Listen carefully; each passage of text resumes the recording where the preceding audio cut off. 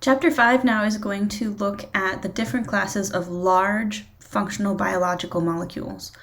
So these are something that we call macro. So the word macro means large. And these are fairly complex. You can see there's an image of a protein over here. It's got lots of different structures all wrapped up into one big 3D shape. And there are four main classes of these macromolecules. So we've got carbohydrates, lipids, proteins, and nucleic acids.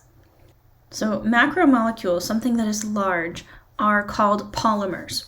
So the word poly here means many, and mer is like the repeatable unit. So what this means is that these large complex molecules are actually made up of many small building blocks that get put together in the correct sequence, in the right order, in the right shape to make this large molecule that functions the way it does. So these repeating units, each individual unit is called a monomer. Mono means one, mer again meaning unit. So let's illustrate this for a second. Let's just say that our monomers here are this circle. This circle, if it's a carbohydrate, could be a glucose molecule. If this is a protein, it could be an amino acid. The circle is just one unit.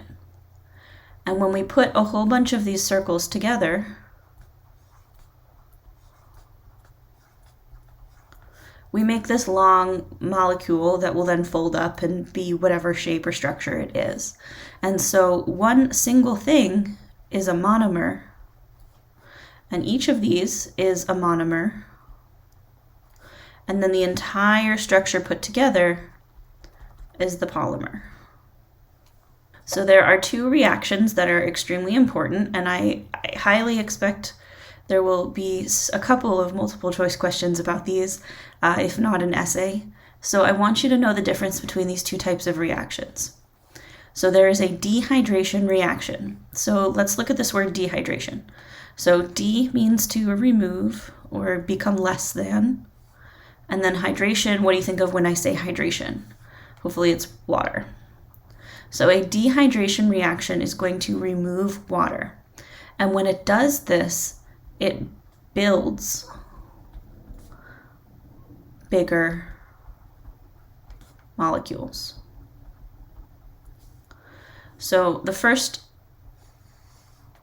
reaction up here is our dehydration reaction. This is how we synthesize. So this word synthesize means to build or to make. This is how you build a polymer. So over here we've got a really short polymer. It's got 1, 2, 3 circles.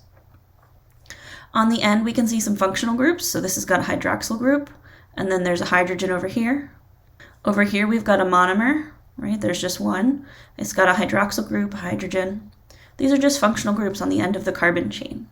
And again, the circles are just representing whatever shape of that monomer is. It's a generic monomer. So what happens in this process, in order to attach number 3 here to this unlinked one, we're going to have to break this bond and break this bond to form a new bond to make this polymer longer. So when we do that, these two components here break off and they get released. And if you count them, there's 2 hydrogens and 1 oxygen, and that becomes water. So when we build this larger polymer, the water, meaning that the hydrogen and the hydroxyl group that were stuck between 3 and 4, get actually removed. Dehydration, it removes a water molecule, and it forms this new covalent bond here between 3 and 4. And so now this polymer, which used to be 3, is now 4. And we could keep doing this. We could have another unlinked molecule over here, and we could remove the water and then link it on and keep building. And so this is actually how your body builds really large molecules one at a time. By every time we add another piece, we pull off a water. The other type of example here is hydrolysis. So hydro again means water, and lysis here means to break. So hydrolysis is using water to break a chemical bond. So by using water, we're adding water and we're going to break into smaller molecules. So B down here is my hydrolysis, so water breaking. So let's start with that big polymer. We've got 4 monomers here in a row, and we're going to break it apart. So maybe this is you ate something in your food and now your stomach is breaking it down so that you can absorb it and use those monomers. Well, what we do is we bombard the bond with H2O. So if you add H2O here, you can split that water molecule. The hydrogen gets stuck right back on the 3. The hydroxyl group is going to go linked over here. This one was number 4.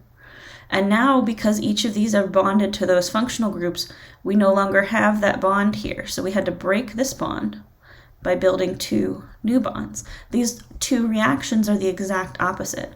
So I could do this again if I want to keep breaking this molecule down. I could break this bond by adding in a water and end up with 2 with an H and 3 with an OH, and have these not be bonded together anymore.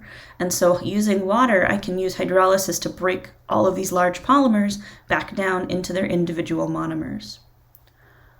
Just a note that all reactions are sped up, so made faster, by using enzymes. This can just happen on its own, but it's really going to be slow.